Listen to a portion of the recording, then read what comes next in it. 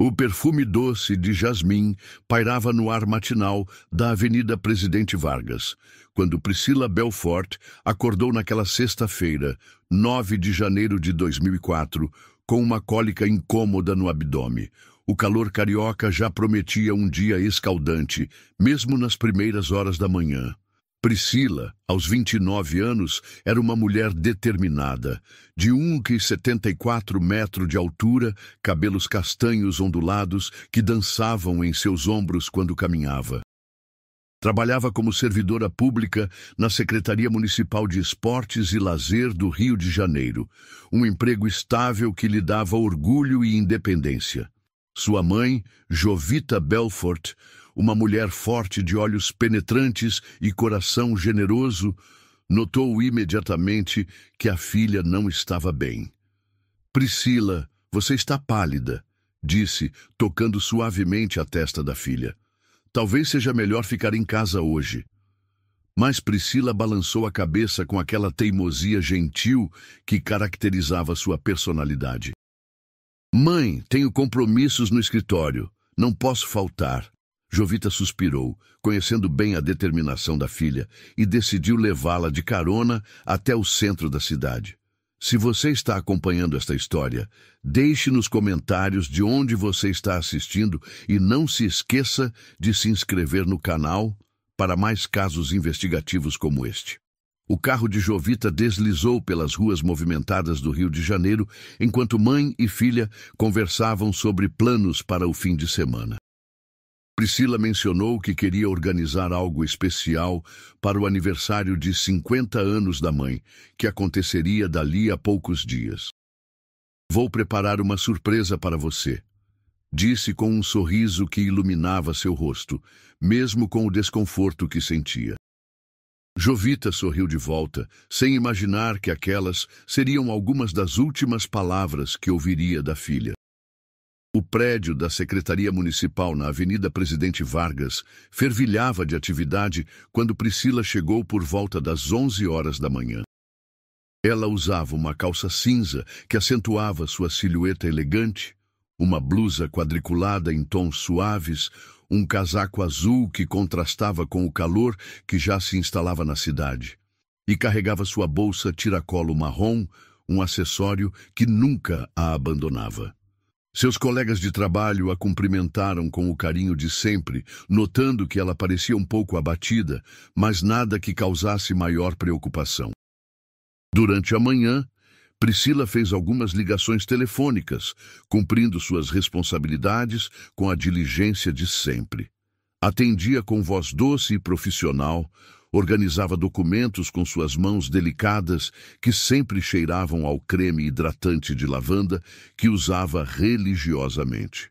O relógio na parede marcava 12:00 quando ela começou a arrumar suas coisas, preparando-se para sair para o almoço, como fazia todos os dias. Às 13 horas, um funcionário do prédio a viu pela última vez, caminhando pela Avenida Marechal Floriano, próxima à Presidente Vargas. Ela parecia distraída, desatenta, como se algo ocupasse intensamente seus pensamentos. Seus passos, normalmente decididos e confiantes, pareciam mais lentos, quase hesitantes. O funcionário, que mais tarde daria este depoimento à polícia, lembrou-se de ter achado estranho vê-la tão absorta, tão diferente da Priscila sempre sorridente e comunicativa que conhecia. Priscila carregava pouco dinheiro naquele dia, não tinha cartões bancários consigo e seu celular estava descarregado. Detalhes que mais tarde se tornariam cruciais na investigação. Era uma mulher independente, mas naquele momento específico encontrava-se em uma situação de vulnerabilidade que ela mesma não percebera completamente. As horas passaram e Priscila não retornou ao trabalho após o almoço. Seus colegas, inicialmente, pensaram que talvez ela tivesse decidido ir para casa devido ao mal-estar matinal. Mas quando Jovita ligou para o escritório no final da tarde, perguntando se a filha ainda estava lá, um frio percorreu a espinha de todos os envolvidos. "Ela saiu para almoçar e não voltou", respondeu uma colega, a voz carregada de uma preocupação crescente. Jovita sentiu o mundo desabar. Conhecia a filha como ninguém e sabia que Priscila jamais sairia do trabalho sem avisar, jamais causaria preocupação desnecessária à família. Ligou imediatamente para Vitor Belfort, seu filho mais novo, que já despontava como uma das principais estrelas do MMA brasileiro e internacional. Vitor havia se casado recentemente com Joana Prado, conhecida nacionalmente por seu trabalho como dançarina e apresentadora, e o casal planejava uma lua de mel em Miami. "Vitor, a Priscila desapareceu", disse Jovita, a voz trêmula, carregando todo o peso do desespero de uma mãe.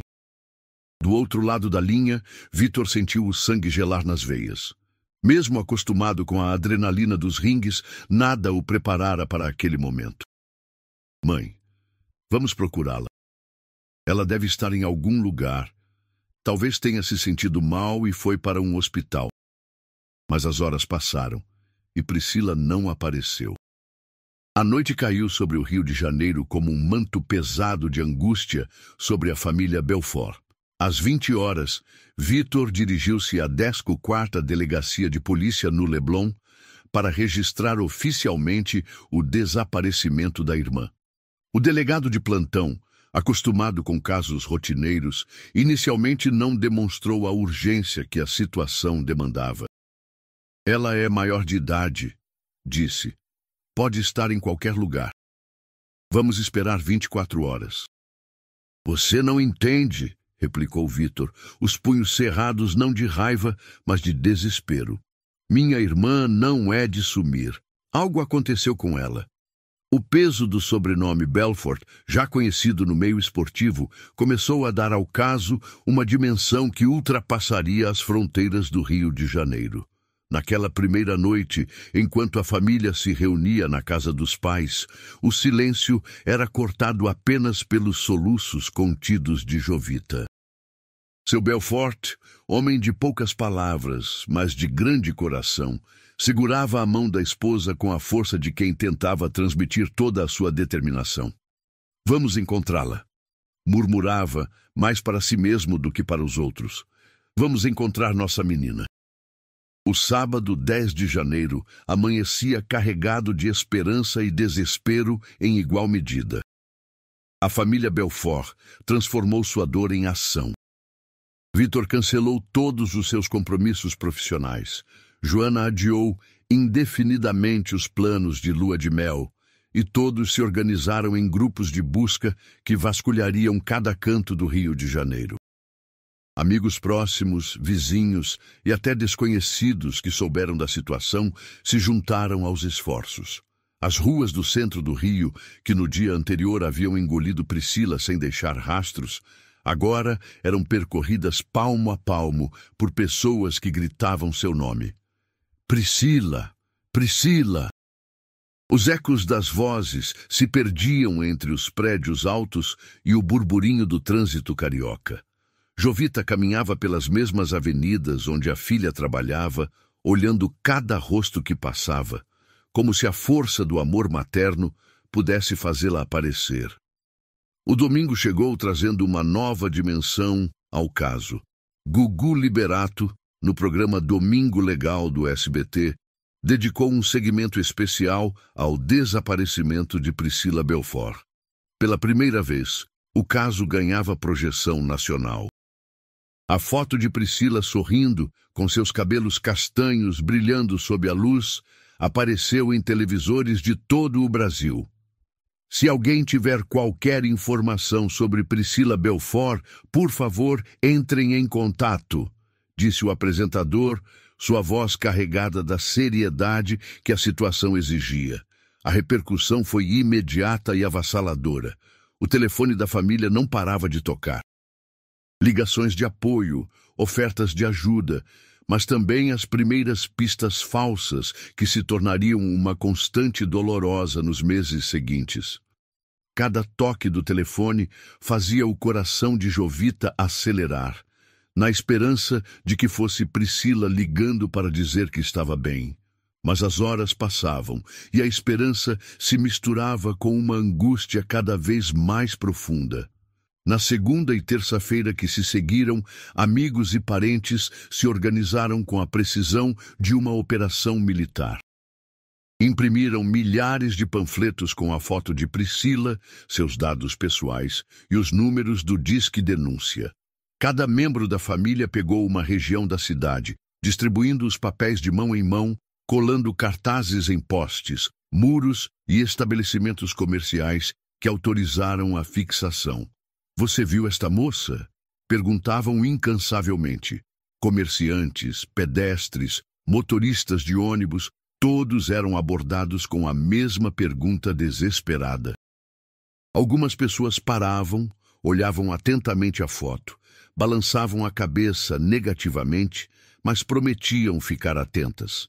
Outras, tocadas pela situação, ofereciam ajuda, cediam espaços em seus estabelecimentos para afixar os cartazes. O Disque Denúncia começou a receber as primeiras ligações sobre o caso, mas nenhuma pista concreta emergia do emaranhado de informações. Algumas pessoas afirmavam ter visto uma mulher parecida com Priscila em diferentes pontos da cidade. Outras relatavam avistamentos em cidades distantes. Cada ligação era investigada meticulosamente, mas uma por uma se revelavam falsas esperanças ou mal-entendidos. As equipes da 14ª Delegacia de Polícia iniciaram buscas sistemáticas em hospitais públicos e privados, no Instituto Médico Legal, em clínicas psiquiátricas e abrigos para moradores de rua. A esperança era de que Priscila tivesse sofrido algum tipo de acidente ou mal súbito que justificasse sua ausência prolongada. Médicos foram consultados, registros hospitalares foram vasculhados, mas o nome de Priscila Belfort não aparecia em lugar nenhum. O dia 14 de janeiro deveria ter sido uma data de celebração. Jovita completava 50 anos e Priscila havia prometido organizar uma festa surpresa para a mãe. Em vez de bolo e abraços, a família se reuniu em silêncio, cada um perdido em seus próprios pensamentos e medos. Joana e Vitor, que deveriam estar voando para Miami naquele dia para a lua de mel, permaneceram no Rio, transformando seu amor de recém-casados em combustível para as buscas incansáveis. Foi nesse momento que a Polícia Civil decidiu mudar o rumo da investigação. O desaparecimento de Priscila passou a ser considerado um possível crime de extorsão, mediante sequestro, e o caso foi transferido para a Delegacia Antissequestro. A mudança trouxe recursos mais especializados, mas também uma abordagem que a família considerou equivocada desde o início. Estão esperando um pedido de resgate que nunca vai chegar, disse Vitor em uma reunião tensa na delegacia. Minha irmã não foi sequestrada. Algo else aconteceu. Mas os investigadores insistiam na linha do sequestro, esperando uma ligação dos criminosos que nunca veio. As semanas se arrastavam e a ausência de Priscila tornava-se cada vez mais palpável. Sua escova de dentes permanecia no mesmo lugar no banheiro, suas roupas continuavam arrumadas no armário, sua cama permanecia intocada. Jovita, em um ritual doloroso, mas reconfortante, entrava no quarto da filha todas as manhãs, sentava na beira da cama e conversava com Priscila como se ela estivesse ali. "Filha, onde você está?" murmurava, acariciando o travesseiro que ainda guardava o perfume suave que Priscila usava. "Mãe está aqui, esperando você voltar." As lágrimas caíam silenciosamente, mas Jovita nunca permitia que o desespero a vencesse completamente. Tinha uma filha para encontrar e não podia se dar ao luxo de desmoronar. O ato público organizado no dia 18 de janeiro marcou um momento de inflexão no caso. Personalidades conhecidas como Bernardinho, o técnico da Seleção Brasileira de Vôlei, os atores Eric Johnson, Márcio Garcia e Mário Gomes se reuniram em uma demonstração pública de apoio à família. Foi a primeira vez que a camiseta "Volta, Priscila" foi exibida. Uma frase simples que se tornaria o símbolo de uma luta que duraria décadas. Centenas de pessoas se reuniram, formando uma multidão que gritava o nome de Priscila em uníssono.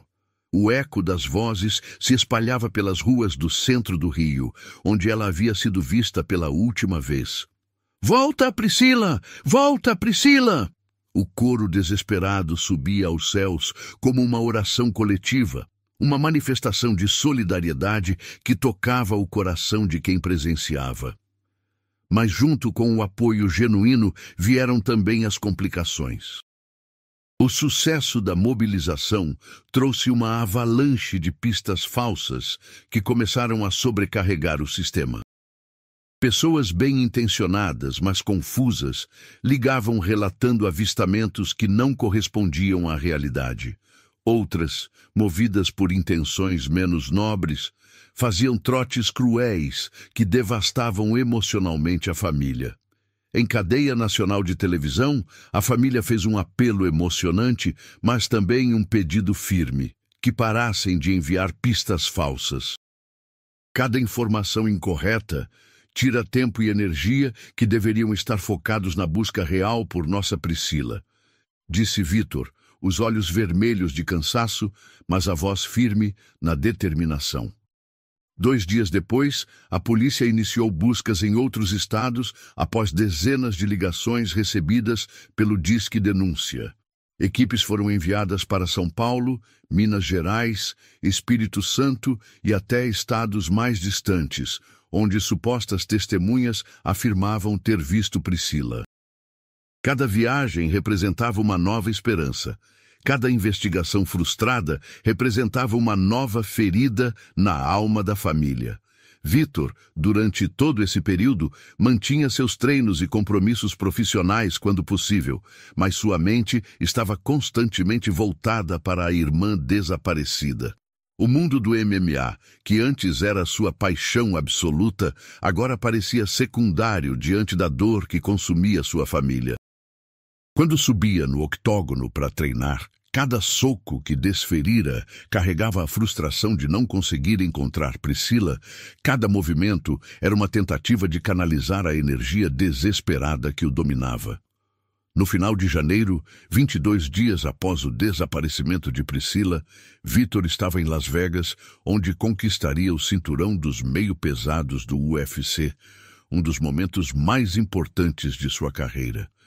Mas mesmo no auge da vitória, apenas um pensamento ocupava sua mente. "Só pensava nela quando entrei no ringue", disse mais tarde. A vitória, que deveria ter sido celebrada com toda a família, teve um sabor amargo da ausência. Os meses seguintes trouxeram novas reviravoltas e falsas esperanças. Em maio, o Disque Denúncia decidiu oferecer uma recompensa de $5.000 por informações que levassem até Priscila, uma iniciativa inédita na cidade do Rio de Janeiro para casos de desaparecimento. A medida multiplicou o número de ligações recebidas, mas também aumentou exponencialmente a quantidade de informações falsas. Julho trouxe uma das pistas mais promissoras até então. Dão, chefe do tráfico do Morro da Providência, comunidade localizada na região central do Rio, foi preso. Surgiam indícios de que a quadrilha comandada por ele poderia estar envolvida no desaparecimento de Priscila. A notícia reacendeu a esperança da família, que via finalmente uma linha de investigação concreta se delineando.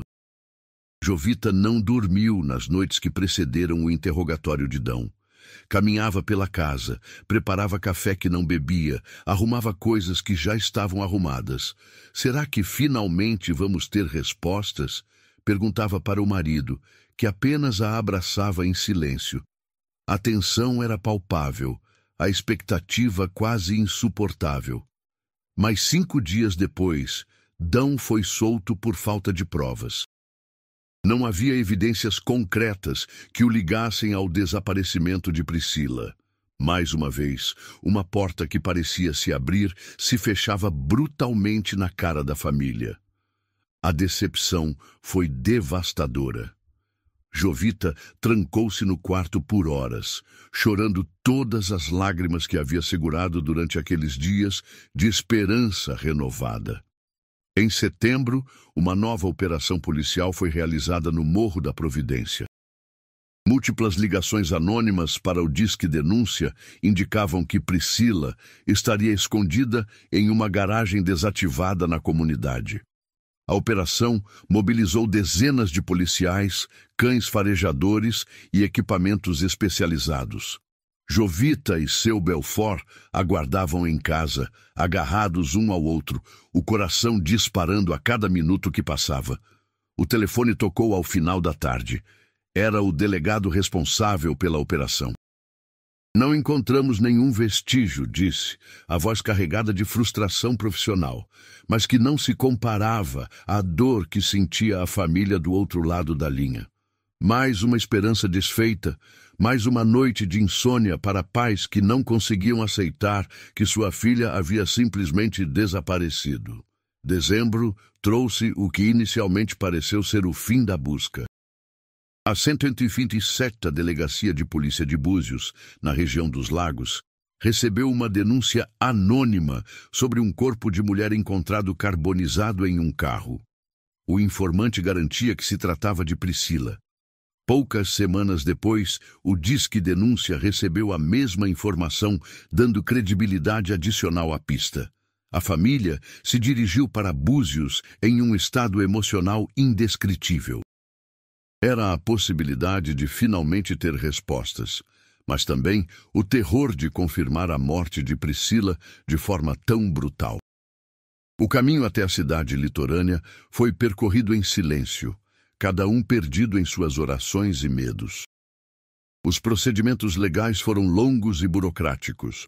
Coleta de material para exame de DNA, protocolos policiais, papeladas que pareciam intermináveis, quando tudo o que a família queria eram respostas. Jovita segurava a mão do marido com tanta força que suas articulações ficaram brancas. Vitor caminhava de um lado para o outro na delegacia, incapaz de se sentar, incapaz de se acalmar. Em abril de 2005, os resultados finalmente chegaram. O teste de DNA foi negativo. O corpo encontrado não era de Priscila. A notícia trouxe alívio, mas também uma sensação estranha de volta ao ponto zero. Se não era Priscila, onde ela estava? O que havia acontecido com ela? 20 anos se passaram desde aquela sexta-feira de janeiro. 20 anos de buscas, investigações, falsas pistas, esperanças renovadas e decepções devastadoras. Priscila Belfort continua desaparecida e sua família continua lutando por respostas.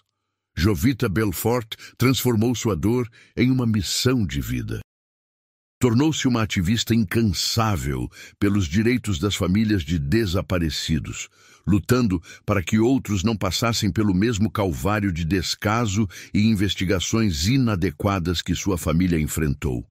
Sua militância resultou na criação, em 2014, da Delegacia de Descoberta de Paradeiros, DDPA, especializada em casos de pessoas desaparecidas. A morte faz parte da vida, o desaparecimento não, diz Jovita, resumindo em uma frase a angústia que vive há mais de 2 décadas. É uma dor que não cicatriza, uma ferida que permanece aberta porque não há resposta, não há corpo para chorar, não há túmulo para visitar. O impacto do caso Priscila Belfort transcendeu a história pessoal de uma família. Em março de 2022, o Estado do Rio de Janeiro criou o sistema Alerta Pri em homenagem a Priscila, um mecanismo que envia alertas para celulares cadastrados sempre que uma criança ou adolescente desaparece. É uma tecnologia que poderia ter feito a diferença no caso de Priscila, chegando tarde demais para ela, mas que pode salvar outras vidas. Vitor Belfort, hoje com uma carreira consolidada no MMA internacional, nunca deixou de procurar pela irmã. Cada vitória nos ringues era dedicada a ela. Cada entrevista incluía um apelo para que alguém, em algum lugar, fornecesse informações sobre Priscila. Ninguém investigou o que estava acontecendo nas últimas 2 semanas da vida da minha irmã, disse recentemente, criticando as falhas na investigação policial. A família continua criticando o fato de o caso permanecer na delegacia anti-sequestro, quando deveria ser transferido para a DDPA, especializada em desaparecimentos. Uma coisa que eu não entendo é porque a polícia insistiu em uma única linha de investigação. Isso é inaceitável, afirma Vitor. O quarto de Priscila permanece intocado na casa da família. Suas roupas continuam no armário, seus livros nas prateleiras, suas fotos sorrindo das paredes. Jovita ainda entra lá regularmente, sentando na cama da filha, conversando com ela como se ela pudesse ouvir. Filha, onde você está? Mãe continua esperando você voltar para casa. A cada aniversário de Priscila, a família se reúne, acende velas, reza por ela. Não celebram, porque não há o que celebrar na ausência, mas mantém viva a memória de uma mulher que desapareceu em plena luz do dia em uma das avenidas mais movimentadas do Brasil. As teorias sobre o que aconteceu com Priscila são inúmeras. Alguns acreditam que ela foi vítima de um crime comum, outros especulam sobre possível envolvimento com drogas, hipótese veementemente negada pela família e nunca comprovada. Há quem sugira que ela pode ter sofrido um acidente e perdido a memória, estando viva em algum lugar sem saber quem é. A verdade é que, após 2 décadas, o desaparecimento de Priscila Belfort permanece um mistério. Não há corpo, não há prova de crime, não há rastro que indique o que aconteceu naquela tarde de janeiro de 2004. Uma mulher simplesmente saiu para almoçar e nunca mais voltou. Jovita, hoje com mais de 70 anos, continua sua luta. Cabelos brancos, marcas do tempo no rosto, mas os olhos ainda brilhando com a determinação de uma mãe que não desiste. Todos nós temos esperança. Até hoje ninguém me deu o corpo da Priscila. É um direito meu como cidadã, diz ela, a voz ainda firme apesar dos anos de sofrimento. O caso de Priscila Belfort mudou a forma como o Brasil lida com desaparecimentos. Protocolos policiais foram alterados, novas delegacias especializadas foram criadas, sistemas de alerta foram implementados. Mas para a família Belfort, nada disso traz de volta a filha, irmã, tia que desapareceu sem deixar rastros. A cada dia que passa, a esperança de encontrar Priscila viva diminui, mas nunca desaparece completamente. Afinal, sem um corpo, sem provas concretas de morte, sempre resta a possibilidade de que ela esteja em algum lugar, talvez sem memória, talvez impedida de retornar, mas viva. A história de Priscila Belfort é também a história de milhares de famílias brasileiras que enfrentam o drama do desaparecimento de entes queridos. É a história de mães que nunca param de procurar, de irmãos que dedicam suas vitórias a quem não pode celebrá-las, de pais que olham cada mulher na rua, imaginando se pode ser sua filha. O perfume de jasmim que pairava no ar naquela manhã de janeiro se dissipou há muito tempo, mas a memória de Priscila Belfort permanece viva. Seu sorriso estampado em cartazes desbotados, sua foto em sites de desaparecidos, sua história contada e recontada por quem não desiste de encontrar respostas. 20 anos depois, a pergunta que ecoou pelas ruas do Rio naqueles primeiros dias de busca ainda ressoa. Priscila, onde você está? É uma pergunta sem resposta, uma ferida aberta, um mistério que continua desafiando investigadores e torturando uma família que se recusa a desistir. A Avenida Presidente Vargas continua movimentada, os prédios continuam fervilhando de atividade, as pessoas continuam saindo para almoçar e retornando normalmente. Mas para a família Belfort, aquela avenida sempre será o lugar onde Priscila desapareceu, o ponto zero de uma busca que já dura 2 décadas e que pode durar para sempre. Porque uma mãe nunca para de procurar por sua filha. Porque um irmão nunca para de sonhar com o reencontro. Porque uma família nunca para de esperar que um dia a porta se abra e Priscila entre sorrindo, dizendo que finalmente voltou para casa.